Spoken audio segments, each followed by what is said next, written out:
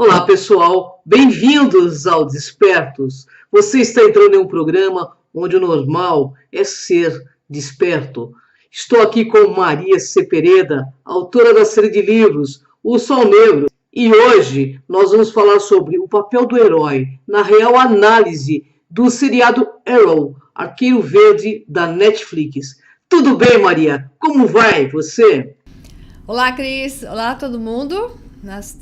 Hoje estamos aqui para falar de um assunto bem divertido e ao mesmo tempo para dizer que, não sei se todos os programas expertos, mas alguns deles faremos ao vivo. Nós vamos entrar ao vivo, eu e a Cris, eu na minha casa, ela na casa dela, simultaneamente no Facebook e talvez no YouTube também façamos a mesma coisa de vez em quando, tá bom? Então vamos, digamos, a vez ou outra fazer via Facebook, vez ou outra via YouTube. Então pode ser bastante divertido para todos nós e bastante interativo, porque vocês poderão fazer perguntas ao vivo e nós iremos responder, tá bom? Mas esse aqui segue o padrão dos outros programas expertos, gravado e editado. Tá com você, Cris. Maria, o que é o bem? O que é o mal? Esse é um tema que eu sempre trato, não só com os meus alunos, mas nós já chegamos a falar disso, vez ou outra, em algum programa de expertos, onde a análise do que é o bem seria o seguinte: o maior benefício, ou o melhor benefício possível para o maior número de pessoas, mesmo em detrimento de alguns. Ou seja, quanto mais pessoas beneficiadas com algo, mesmo que alguns sejam prejudicados, isso seria o bem na balança da dualidade onde nós estamos. Hoje, o que nós temos é o maior benefício para o menor número de pessoas em detrimento de todos, porque o que nós temos hoje é o benefício de grupos, elites, oligarcas, banqueiros, religiões poderosas, e quem não é beneficiado é o povo. Afinal, a realidade onde nós vivemos, como é essa realidade? Nós vivemos na dualidade, mas não vivemos no branco-preto, positivo ou negativo. Porque eu acabei de dizer que, às vezes, aquilo que parece um mal para um é um benefício para o outro. Por quê? Porque nós vivemos em uma realidade que se sustenta da projeção entre duas polaridades. É como dizer branco-preto, vivemos no cinza, na escala de tons cinza, mais claro, mais escuro. Portanto, não é possível estar aqui em plena polaridade positiva e tampouco totalmente negativa. Vivemos no cinza e, ao saber disso, aí vem o raciocínio de que não pode existir o bem para todos, porque sempre haverá alguém a levantar a mão e dizer que foi prejudicado. Então, como é difícil esse julgamento de o que é o bem, do que é o mal, essa frase de o melhor ou maior benefício para o maior número de pessoas, mesmo em detrimento de alguns, isso deve ser considerado como bem. Tem que ter uma balança de peso. E o que nós temos hoje nesta realidade é que o peso cai ao oposto, para o menor número de pessoas, em detrimento de todos. É com você, Cris. Maria, o que é um herói? O que é um herói? Vamos fazer uma definição clássica dada por psicólogos. Geralmente são psicanalistas, psicoterapeutas junguianos. E nesse caso aqui, eu vou utilizar dois websites, que um deles é psicopedagogia.com.br, o outro é Perplexidade Silêncio.blogspot.com.br. É uma avaliação clássica essa questão do herói, e Jung muito bem fez, analisou. Você encontra isso nos trabalhos, nas pesquisas e no conhecimento junguiano. Ao mesmo tempo, isso é tão fortemente utilizado hoje no cinema, não só hoje, desde sempre no cinema, como também nos contos, desenhos e Marvel que eu diga, e por aí vai. Então, o papel do herói, vamos de uma forma bem simplificada. Quando o arquétipo do herói está ativo em uma pessoa, ela se fortalece com o desafio, se sente ultrajada pela injustiça e responde rápida e decisivamente à crise ou à oportunidade. Há uma semelhança e até afinidade entre os arquétipos do explorador e do herói. Mas, enquanto o explorador busca encontrar a si mesmo, o herói quer se ratificar ou provar, tentando sempre superar os seus limites. Note aqui a diferença. Vou ler de novo. Enquanto o explorador busca encontrar a si mesmo, o herói quer se ratificar ou provar, tentando sempre superar os seus limites, além de constantemente tentar melhorar o mundo em diversos aspectos, fazendo dele um lugar melhor, mais encantador e agradável. No marketing, esse tipo de arquétipo funciona bastante com produtos esportivos. Ele também pode ser utilizado no marketing ligado a causas sociais, como o próprio marketing social, que busca influenciar no comportamento de um determinado público-alvo, visando ao maior bem-estar da sociedade no longo prazo. Lema do herói: onde há vontade, há um caminho. Ele está sempre motivado, né?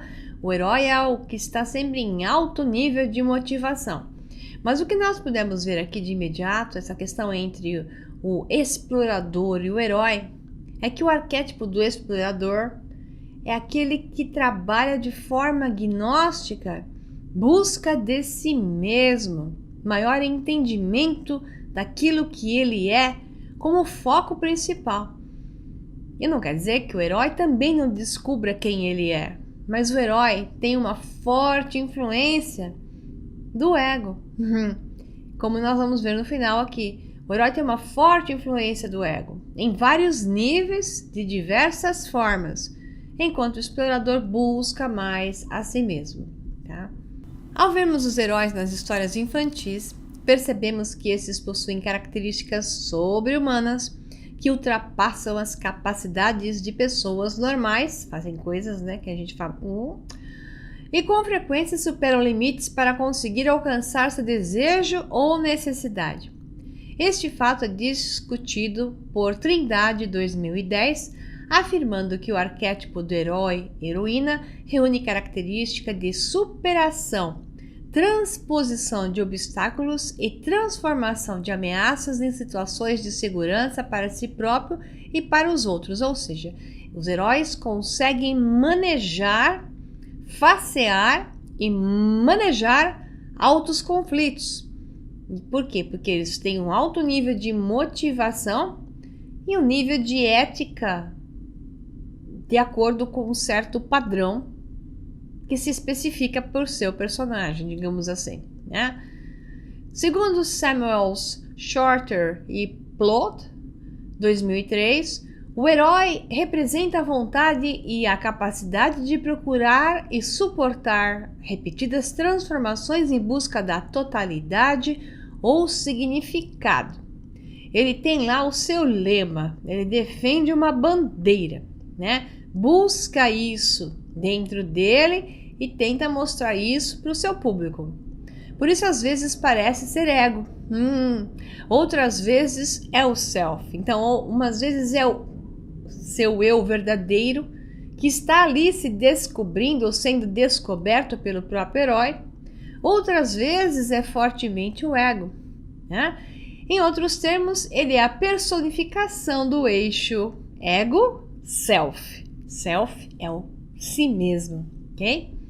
Assim, segundo Oliveira, 2007, a tarefa do herói consiste em trazer à luz as dificuldades pessoais e erradicá-las em favor do próprio crescimento. Por isso os tantos desafios e altos sacrifícios. A narrativa em geral envolve libertar-se de um poder opressor que ao mesmo tempo amedronta e protege, e adquirir o próprio poder de escolha e decisões. Às vezes acima da lei, né? O que geralmente acontece com os heróis que a gente conhece. Então a jornada apresenta vários personagens que interagem com o protagonista, alguns o auxiliam e outros o confrontam, o conduzindo a enfrentamentos inimagináveis. Essas outras personagens são partes da própria personalidade, tais como medos, potenciais instintivos, criatividade, intelectualidade e por aí vai. Interessante, né? Outros elementos presentes são mais impessoais, como objetos mágicos, essa parte eu gosto, mapas, indicadores da jornada a ser seguida, que representam o impulso natural para o crescimento e amadurecimento, ou seja, é a presença do self, do si mesmo, como um organizador da psique individual e coletiva. E isso é Jung, baseado em Jung, escrito em 2008, pelo texto em si. Você saberia dizer se existem variantes em tipos de heróis? Os 7 tipos de heróis, vamos ver? Baseado no website perplexidadesilencio.blogspot.com.br. O primeiro herói é o herói que vence. Invencível. O herói épico. Esse é o tipo clássico de herói que estamos acostumados a ler. São aqueles personagens que desde o início da história mostram-se confiantes e poderosos, conquistam respeito e admiração de todos, do leitor inclusive, né? Seria como o Rei Arthur, ou até, eu diria, o Thor, o maravilhoso Thor. O segundo tipo é o relutante. O herói relutante é aquele que não se vê como a história o vê. Mais ou menos aquilo que a gente viu de Harry Potter, né? Ele ficava o tempo todo assim, eu sou tudo isso, né? Ou seja, por mais que a narrativa gire ao seu redor daquele seu valor todo, que pode ser valor moral, ou de sua força, ou de sua coragem, de seus poderes especiais, ele mesmo não se vê como herói, nem possui a autoconfiança de um. E essa característica de vulnerabilidade faz de nós, leitores, adorá-los ainda mais e torcer por eles. Normalmente, ao final do enredo, esse tipo de herói finalmente percebe quem é, ou não tem saída, né? Tem que se transformar naquilo. E esse é um momento chamado de epifania. É geralmente o clímax na história, quando ele dá a virada na coisa. Um exemplo de herói relutante é Peter Parker, da história em quadrinhos do Homem-Aranha. Vamos ao terceiro, que é o anti-herói clínico. Grande parte das pessoas adora esse tipo. Veja a comoção que Loki em Os Vingadores causa. Esse tipo de herói conquista o leitor pela imprevisibilidade. Às vezes age de forma mesquinha e cínica, à margem da maldade. Porém, no clímax da história, quando todos esperam que ele, enfim, vá tornar-se o vilão, ele faz algo inesperado e até age como alguém bonzinho, né? O anti-herói trágico. A diferença desse tipo para o herói anterior é que, ao contrário do cínico, o trágico não tem um final feliz na história. Normalmente, em vez de sarcasmo e amargura, esse tipo de herói é depressivo e angustiado. Podemos detectar rapidamente um anti-herói trágico caso ele use drogas, abuse de álcool ou tenha algum comportamento autodestrutivo. Em geral, ele se destrói a si mesmo ao longo da narrativa.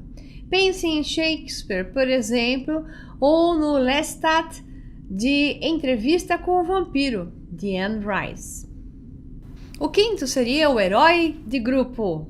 Geralmente, no início da história, esse tipo de herói faz parte de alguma tribo, comunidade ou sociedade. Ao longo da narrativa, ele se lança rumo a algum lugar distante, uma viagem arriscada sem medo de desconhecido. No final do enredo, ele emerge desse mundo novo ao qual se lançou, se reintegrando com a antiga comunidade onde vivia, trazendo bem-aventurança para todos. Como exemplo, temos, então, Katniss Everdeen, de Jogos Vorazes, de Suzanne Collins.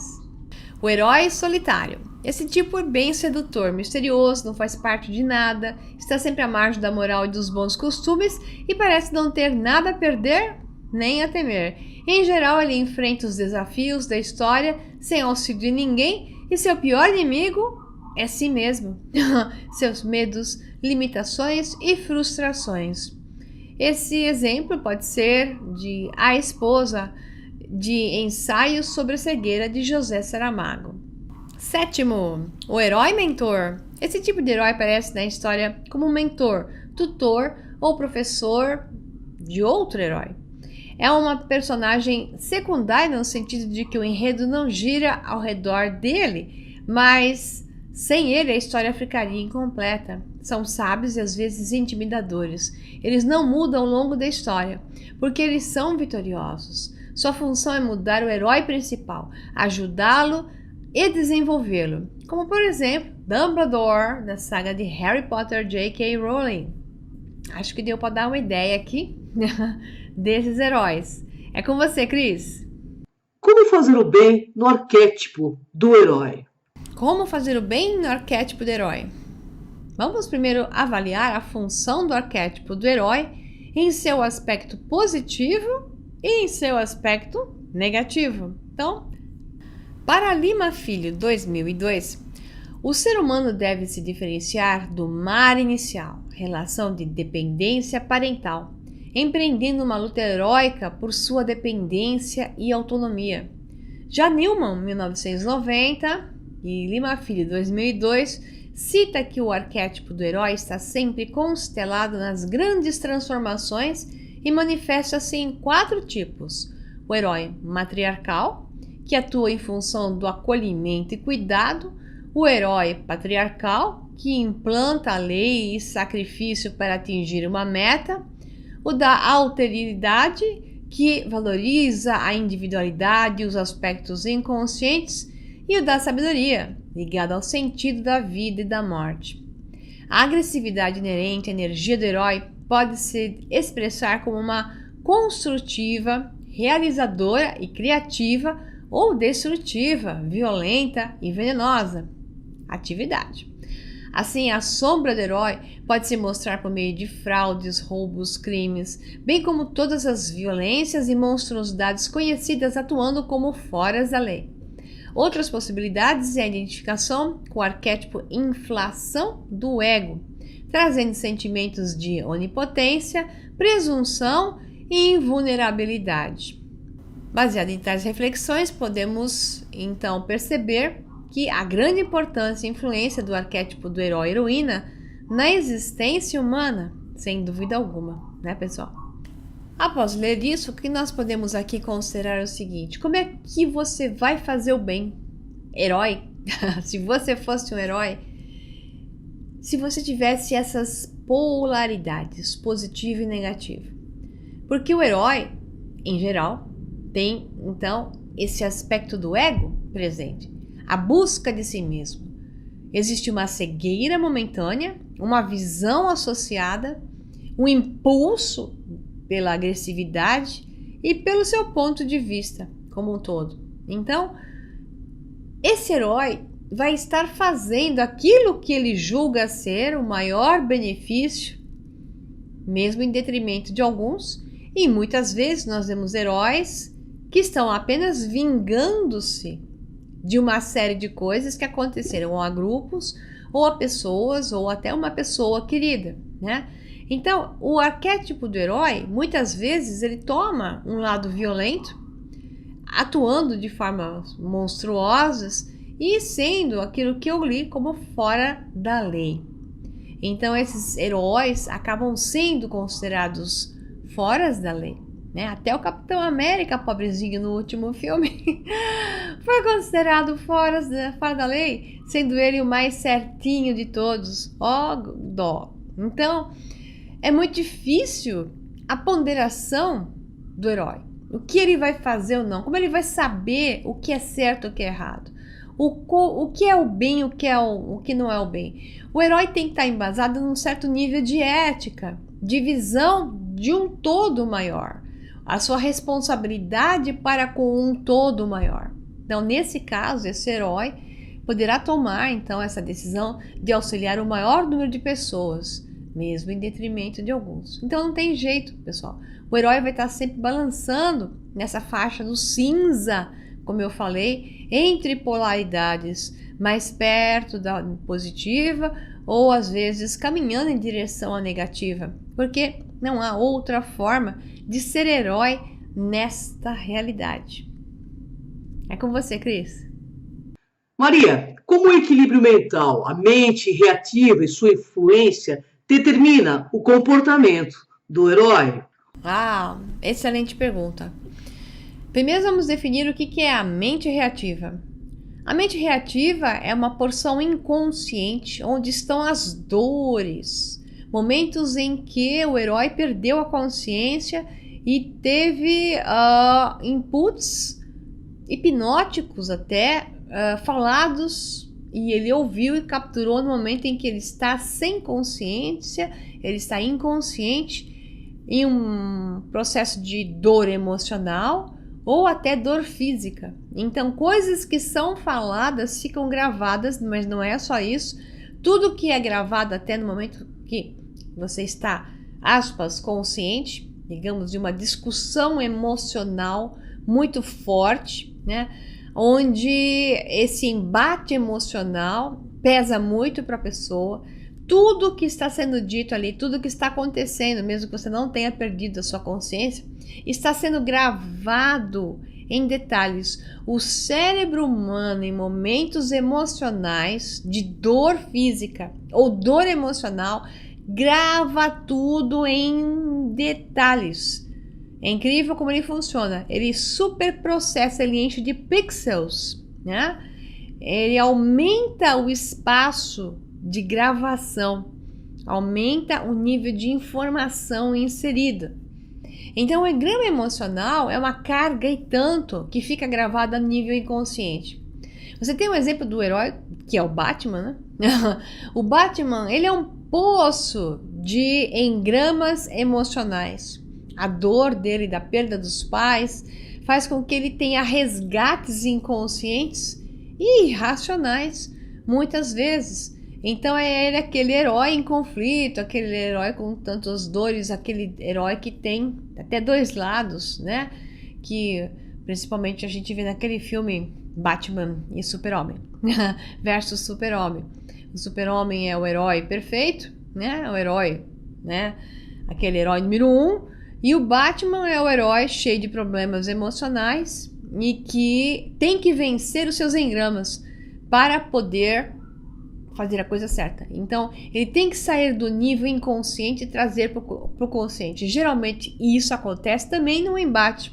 Quando a pessoa não consegue se livrar dos seus engramas emocionais de uma maneira mais tranquila, simplesmente porque está expandindo a consciência, entendendo mais de si mesmo, conhecendo o si mesmo melhor, ela vai descobrir os seus engramas através de choques, através de combates, né? Isso pode ser ela com ela mesma, causando problemas na própria vida, manifestando dramas onde ela se entende através dos dramas, ou simplesmente porque vem, então, os seus parceiros de encadernação, como eu digo, que até parecem vilões contra seus contrários, né?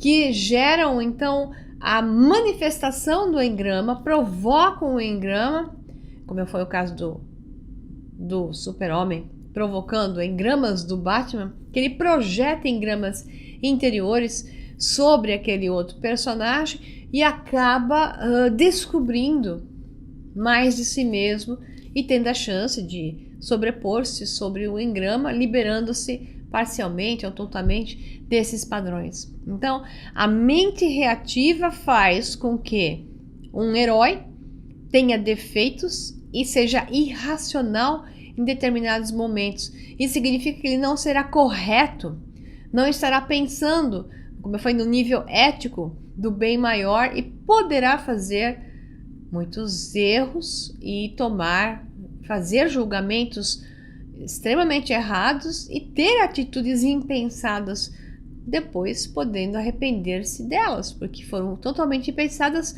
brotaram do lado irracional que vem da mente reativa. Então, um herói com mente clareada, aclarada, que é o termo correto, sem engramas, é muito mais hábil e capaz de lidar com o conflito dos outros sem colocar misturado o seu próprio conflito. E o herói, que está cheio de engramas, insere o seu próprio conflito no drama que tem à sua frente. Então se torna um outro padrão. Ele acaba brigando com seus próprios monstros, inseridos nos monstros que já estão lá fora. É alguém que não está no seu controle total. Da mesma forma, de forma diferente, que está o herói número 1, que está no seu controle total, sem engramas. Ok? É com você, Cris. Como o público vê o herói? O público quer o Zé Bonitinho, perfeitinho, que o salve, que faça tudo por ele, resolva a sua vida e que de preferência ele não tenha que fazer nenhum esforço para se salvar. Então assim, o público vê o herói como aquilo que ele quer que esteja dentro dele, mas ele até acredita que não está, projeta isso para fora e dá o seu poder pessoal de tornar-se um herói para um terceiro. Então essa projeção de imagem do terceiro é capaz e eu não, é o lado fraco ou negativo de você ver um herói lá fora exteriorizado. Por outro lado, o herói exteriorizado é uma chance de você olhar no seu espelho e buscar as mesmas qualidades em você mesmo, né? Tudo depende da pessoa, o que ela necessita no seu processo, no seu caminho de desenvolvimento. Como eu falei, o mais negativo disso tudo é achar que um terceiro tem que resolver a sua vida e enquanto você não faz nada a respeito. Então você fala, tá lá, herói, pega os caras, resolve minha vida, me livra dos caras e eu não faço nada a respeito. Então, nesse aspecto, o herói é extremamente negativo no desenvolvimento gnóstico da pessoa, porque esta pessoa que vê no herói aquele que vai solucionar os seus problemas, sobre esse ângulo de visão, até como eu falei, tem vários níveis de visão, sobre esse ângulo de visão, o herói é extremamente negativo para essa pessoa, porque ela quer que um terceiro venha salvá-la, né? Vem agora, vem de nave espacial, me livra dos políticos corruptos, né? E toma conta do planeta e me deixa na boa, ganhando meu dinheirinho, sem ninguém me encher o saco. Manda alguém resolver o meu problema. Esse é o lado negativo, porque as pessoas então não assumem a sua posição de serem os seus próprios heróis e esses heróis juntos se transformarem em um único herói, uma única voz e uma única solução. A apatia que o herói pode gerar para aqueles que não querem buscar essas forças dentro de si é grande. É com você, Cris. Vale a pena ser herói? Essa pergunta é ótima. Vale a pena ser herói? Eu não sei se os heróis são pagos, né? Então, para valer a pena, eles teriam que ganhar bem. Geralmente é alguém rico, né? Veja o Arrow, né?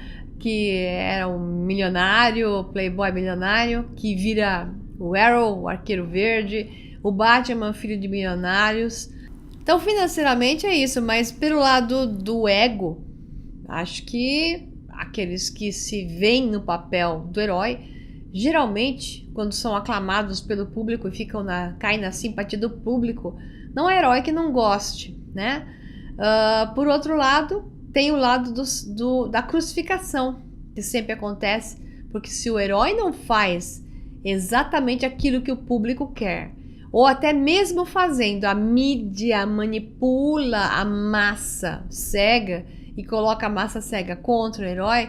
Aí é nessas horas que não vale a pena ficar trabalhando por uma turma que no final é capaz de ver você sendo lá crucificado na cruz, e depois de tê-los salvo literalmente umas 500 vezes, eles são capazes de ir lá ver você ser crucificado na cruz.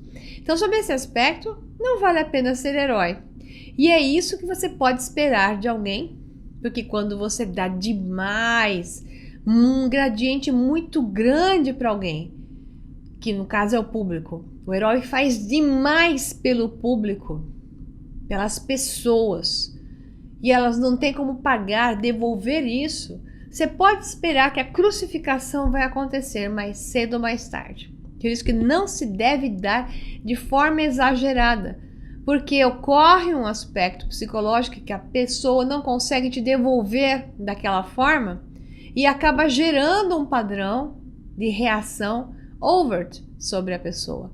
Então ela vai acabar se sentindo devedora, e para não se sentir devedora, ela faz um ato encoberto. Esse overt action chama-se ato encoberto. Acaba traindo o herói porque vai encontrar alguma justificativa para dizer que ele não era tão bom assim, então eu não devo tanto assim a ele. Então o público acaba traindo o herói porque devem a ele exageradamente. Isso acontece até em relações, pessoal. Quando uma parte dá demais para outra parte, a outra parte se sente com o peso de ter recebido demais e não ter como pagar, ela vai criar um ato encoberto. Ela vai criar uma versão, uma visão daquele que deu tanto, que denigra a imagem ou que quebre aquela imagem perfeita para que ela não mais se sinta tão devedora assim. Cuidado quando você dá demais, porque esse é um efeito colateral extremamente clássico e complicado nas relações. Por isso que o dar e receber tem que ter um equilíbrio, tá? Então, o herói tem que botar o público para trabalhar com ele. Se o público trabalhasse e fizesse também a sua parte, o herói não seria aquela parte tão ativa e o público tão passivo, de forma a deverem tanto, porque mais cedo ou mais tarde, portanto, nessa situação ele será crucificado. De contrapartida, se ele colocasse o público para se manifestar, então o herói ideal é aquele que move o público para que as pessoas façam a sua parte. Porque aquele herói que não move as pessoas para que elas façam a parte delas, como eu falei, será crucificado. Portanto, não vale a pena ser herói. E não se deve ser herói nessas circunstâncias. Claro que um momento em que você possa salvar alguém, ocorre um acidente, você vai lá e salva. Esses pequenos resgates que é o herói momentâneo. Eu estou falando do herói que se veste de herói, se posiciona como herói e atua na vida com essa profissão. Não do herói que momentaneamente, no momento, acaba salvando e resgatando pessoas e por aí vai, ok? Estou falando de um herói profissional. É isso aí. É com você, Cris. Quando o herói salva, o que acontece com ele e com o público? Já até falei isso de certa forma. Quando o herói salva, ele faz o serviço que o povo deveria estar fazendo, aquele povo específico da situação onde ele está. O povo se submete a um tirano. O herói vai lá e resolve o problema. O herói acaba de ganhar um karma horroroso, porque ele acaba de impedir que o povo faça a sua parte. O herói que carrega a cruz do outro nas costas vai adquirir um karma terrível. E é um karma duplo. Primeiro é o de ter se metido onde não devia. E o segundo é o de carregar a cruz dos outros nas suas costas. Então ele carrega duas cruzes. Então ele ganha um peso dobrado sobre suas costas. Não se deve impedir o sofrimento dessa maneira, principalmente causando reações contrárias, causando danos e mais mortes, porque uma pessoa sozinha vai atuar sob o seu ponto de vista específico. O povo tem que ser uma mente coerente, é o povo que tem que se mover. Seja uma população de um local, seja um país ou do planeta. Se estão submetidos, despertem e atuem, porque vocês têm muito mais poder juntos do que um pobre de um herói, que vai acabar se metendo onde não deve. Então, ninguém tem que tirar o sofrimento do outro, da massa, eu quero dizer. Não que você não vai impedir alguém que vai atravessar a rua e vai ser atropelado e você puxa a pessoa e salva. Não é isso que eu tô falando, pessoal, tá? O que não se deve fazer é achar que um vai resgatar o mundo, vai resgatar uma população, vai salvá-la, porque as pessoas têm que fazer a sua parte, é isso? Me entendam o que eu estou dizendo? As pessoas não podem ficar no conformismo de ficar vendo televisão, comendo pipoca, macarronada de domingo com frango, enquanto sabe que alguém está fazendo um serviço que tem que ser delas. As pessoas têm que sair da apatia, as pessoas têm que se juntar, as pessoas têm que despertar para um nível de ética e coerência maior. E não ficar esperando que alguém venha salvar. Porque este pobre alguém carregará uma cruz nas costas dobrada, ok? Mesmo que aqui e ali ele acabe acertando em auxílios, né? Em momentos pontuais, no final de toda a sua trajetória, quando ele tenta fazer o serviço desse povo todo, ele ganha um grande karma. Acredite. Vamos nessa. É com você, Cris. Maria, para o seriado Arrow da Netflix, especificamente observe a questão do sacrifício pessoal e da negação do si mesmo. É um conceito de Jung, além do arquétipo do crucificado, né? Então, acho que de certa forma já explicamos bem isso. Então, no Arrow, aí quem não conhece, a história é: após um violento naufrágio, o playboy milionário Oliver Queen, bonitão, é dado como morto. 5 anos depois, é resgatado em uma ilha do Pacífico e enviado de volta para Starling City, ok? É legal porque eles têm conexão até com como é que chama lá? Com o The Flash, que eu gosto bastante, muito simpático. Aliás, o ator do The Flash é excelente, por sinal.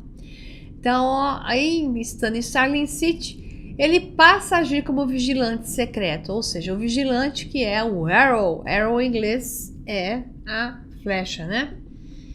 A questão é assim, ele era um playboy de mau caráter até, não totalmente, não assim coisa grave. Ele era um playboyzinho de mau caratinho. O pai dele já era um grande mau caráter. E o pai dele fez um monte de coisas erradas. E o pai dele, ao morrer, diz pro filho: você vai limpar a sujeira que eu fiz. E para você limpar toda a sujeira que eu fiz, aqui está o nome das pessoas que junto comigo estavam fazendo sujeiras. E você tem que impedir uma por uma. Aí ele passa por uma série de desafios pessoais para se transformar em um boboca riquinho que não sabia fazer nada, em um homem que se desenvolve a nível de força, assume o perfil do herói a nível de força, determinação, segurança, propósito, e ele então se assume como: vou limpar a barra da minha família. Então, novamente, o que você tem aí é uma questão de um ato encoberto. Por quê? De certa forma, ele não estava limpando só a barra do papai, ele estava limpando a própria barra dele, porque ele se julgou errado, porque ele fez uma sequência de coisas erradas, de pouca ética ou nenhuma, né? traições e por aí vai.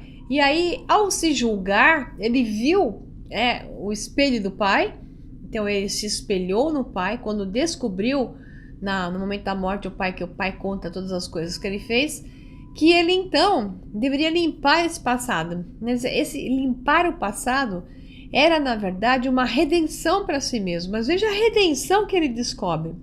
Uma redenção que não era prender pessoas e entregar para a polícia sob provas.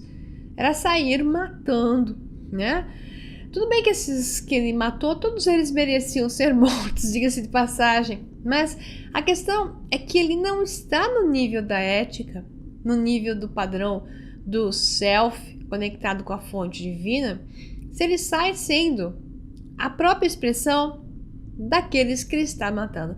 Chega um momento que a gente fica na dúvida assim, na dúvida não, fica na questão que o arqueiro verde, né, que é o vigilante, que é outro termo que se usa ali, o Arrow, é extremamente do mal, porque ele estava baseado em seu ponto de vista. Para ele havia o maior benefício para o maior número de pessoas, mesmo em detrimento de alguns. Ponto. Ele via dessa forma, por isso ele pegava e matava.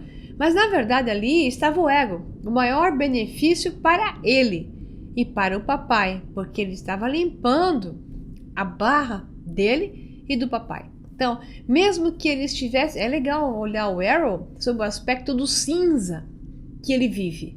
Ele vive num cinza que na série 1, ele tá bem no cinza, né? Quase ali no preto. E depois ele começa a caminhar em direção ao branco na série 3, onde ele se dá conta que ele não deveria matar e se empreender e entregar para a polícia. Então ele começa a querer ser uma pessoa melhor, com maior nível de comprometimento, não por causa do ego, por causa da história do pai, por causa da história dele. Naquele momento ele começa a se encontrar, embora tenha passado por vários desafios de alma, né? Momentos de cegueira, momentos de choque com o ego violentos, né? Choque com seus próprios colegas que também o estimularam a entrar em crise, né? E descobrir a sua individuação, afinal de contas, quem é ele?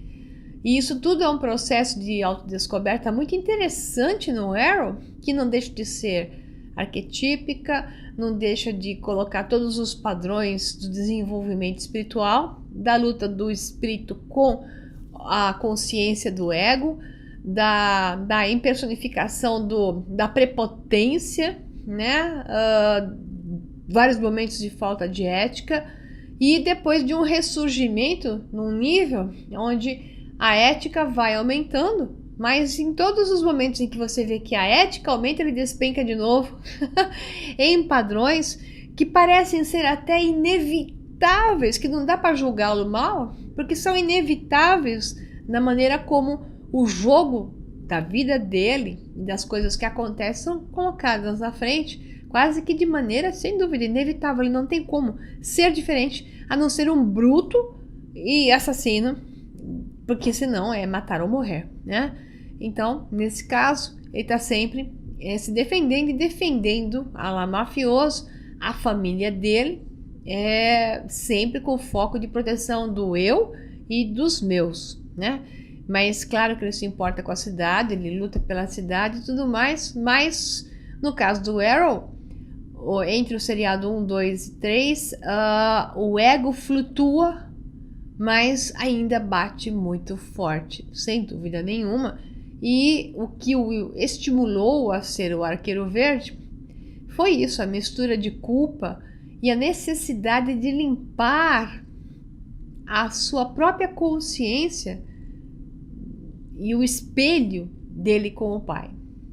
É isso aí, Cris, é com você. Maria, outro aspecto fundamental. É possível ser 100% correto nesta realidade ou é necessário aí parcialmente jogar o jogo dos que dominam e têm o poder para conseguir o bem maior? Excelente pergunta, Cris. Excelente pergunta. Não é possível não fazer o jogo. Por isso que eu falei que o Earl, dá para entender a questão dele, né, do Oliver Queen, que é o personagem, que é o personagem verdadeiro, né, o arqueiro verde, ou vigilante, é o que ele personifica, mas ele é o Oliver Queen. Então dá para entender a situação dele, por causa que quando você está no meio de uma situação, de um tema de conflito, como o que ele foi colocado, ele sai do nível do quase nada, espiritualmente falando e humanamente falando, para um desafio de alma violento, cai para o lado do bruto, né, do assassino, literalmente, para depois tentar encontrar o meio termo. Então, assim, o que acontece com ele é o que acontece com qualquer um. Como é que você vai confrontar hoje sozinho os donos do mundo, como eu falo, né? O sistema bancário mundial que nos mata, nos usa, as religiões que empobrecem a mente, que manipulam para dinheiro e poder, e seguidores que deem seu dinheiro, e por aí vai. As mentiras da mídia e tudo mais. Então, assim, não tem como você romper com isso sozinho e dizer assim, deixa que eu a partir de hoje não vivo mais com dinheiro. Não dá. Então, assim, é necessário um processo. E esse processo tem que ser realizado com um grande número de pessoas que se movimentam em uma direção, gerando uma consciência, né? Então, é necessário, às vezes, numa mesa de discussão, de negociação, ceder em certos níveis, mantendo o propósito maior, persistente. Então, é necessário atingir o objetivo aos poucos, comendo pelas beiradas às vezes, e caminhando numa negociação, cedendo aqui para poder pegar ali, como um jogo de xadrez, jogando as peças do jogo até você chegar no seu objetivo final. É duro, mas é assim, pessoal. Se você romper de vez, tudo que você vai criar é a sua autodestruição. Infelizmente, o cinza é a verdade dessa realidade. Então você tem que saber lidar com isso num jogo de negociação, desde que a sua meta seja o branco. Você vai caminhar pelo cinza, mas se você for um ser correto, você está enxergando claramente o branco, ok? É com você, Cris. Gratidão, Maria, gratidão, internautas. Uma honra estar com vocês. Inscrevam-se no Krum TV, nosso canal do YouTube, ou no Som Negro 11, canal de Maria Pereda. Contamos com vocês. Até o próximo. Despertos.